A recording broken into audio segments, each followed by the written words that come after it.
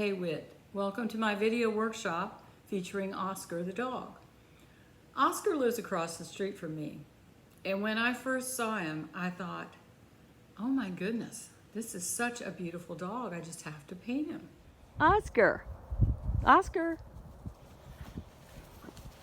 How's Oscar? Oscar's so handsome. You are so handsome. You're perfect. Thank you, Oscar. So after a photo session, I selected just the right photo to portray his beautiful fur and lovely personality, and I began to paint him.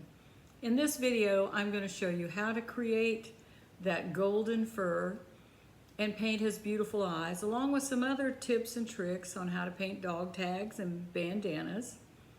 I'm also going to show you how to create a dark background that will complement your subject. Along with this course is a PDF containing a color list, a line drawing to transfer to your paper, and an image of the finished painting.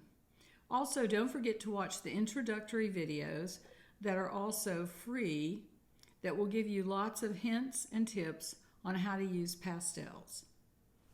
So whether you are just wanting to paint your own pet or you want to start your own pet portrait business, this video is for you.